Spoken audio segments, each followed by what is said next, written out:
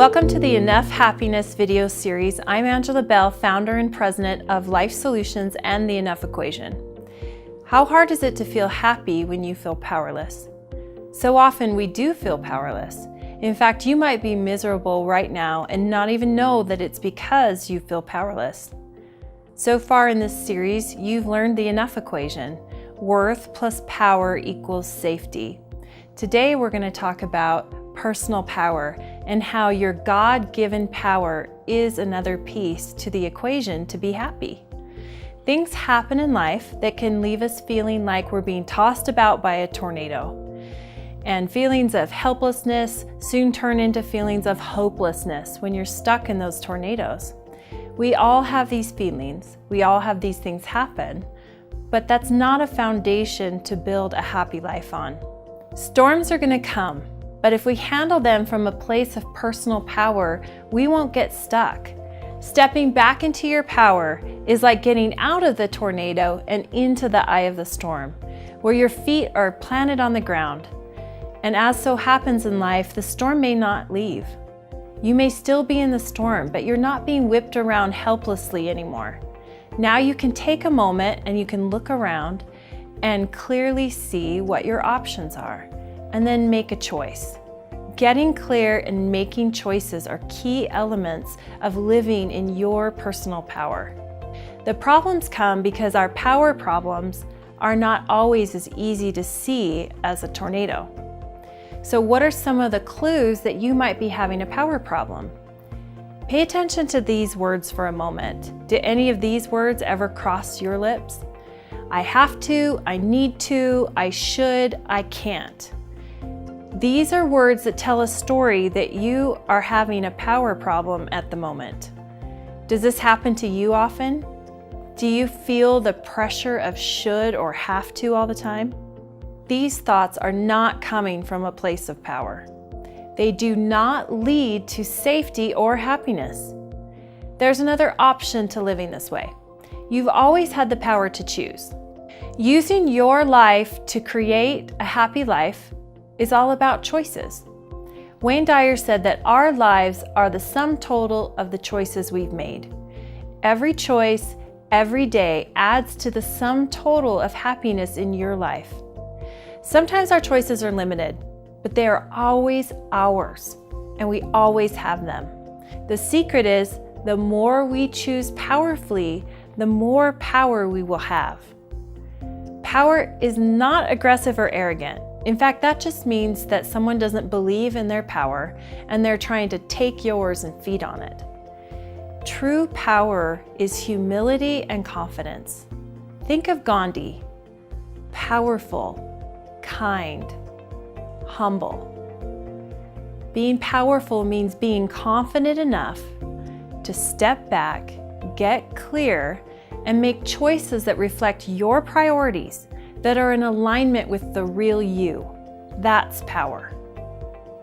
Gandhi was able to connect to the real him. He was able to connect to his God, to his own worth and power.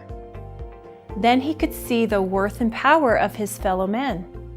He could see what was really going on and make powerful choices. Powerful choices in the small choices that he had available to him, like a hunger strike. He became more and more powerful with each choice he made, and as a result, he changed the worth, power, and safety of millions. Let's try an experiment. Did you notice in the exercise before that should felt very familiar? Should is nasty. It's the evil twin to shame. It sucks the power from our body and it holds us prisoner. Often we're shaming ourselves because we're afraid of being shamed by others. Brené Brown, after studying shame for 10 years, summed up her research in 4 little words. Shame is a killer.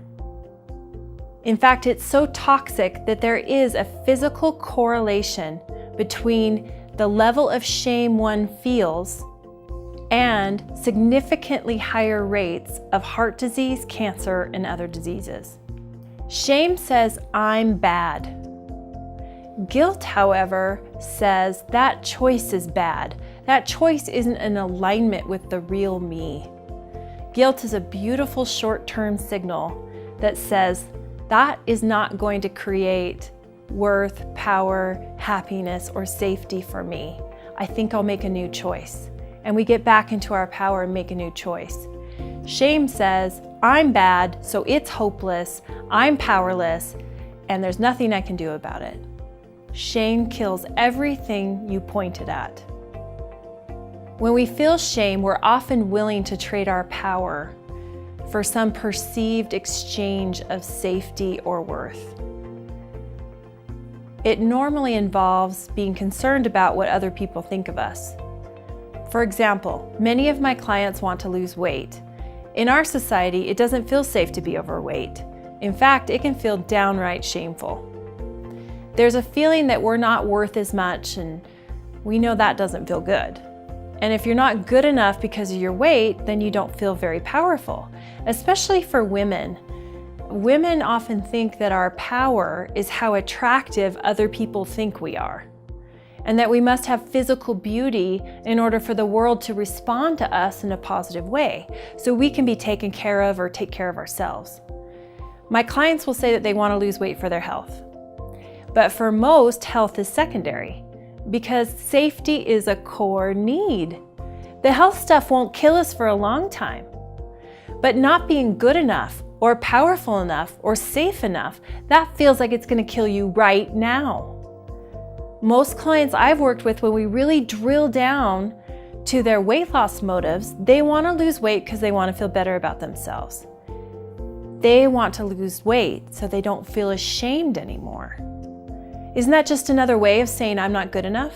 Whenever we make our decisions from not good enough, we automatically are giving away our power. True power always comes from a place of my worth is set and everything else is an experience. This is how worth and power begin to work together to create safety and happiness. I've taken years to develop the Enough Equation program to help people find their own worth and power. Otherwise, they are always chasing happiness. One of the tools I use to help you become aware of how much this shows up in your life is the should-could experiment.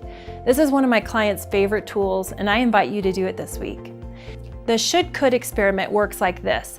Every time you hear the word should in your thoughts, or you say it out loud, you pause and you say could. You replace should with could. When you hear the word should, I invite you to tune in to its evil twin, shame. So that's really what should is doing. It's shaming you. When you tune into the word could, I want you to think of that C as confidence, clarity, choices. I could do this, I could do that. I'm looking clearly at my options before I make a choice. Here's a subtle real-life example. Let's say you've set the goal to get up 5 days a week and work out at 6 a.m. so that you can be happy, healthy, and fit. Today you hear the alarm go off, and the first thing that crosses your mind is, I should get up and go work out. Tune into that feeling. It's not so much what you're doing. Going to the gym could be a good thing, going to the gym could be a bad thing. We don't know, because if you're coming from should, you're coming from the wrong place in the Enough Equation. And if you aim should at your goal of getting up every morning, you're gonna kill it. It's gonna hurt you. We want that to go away.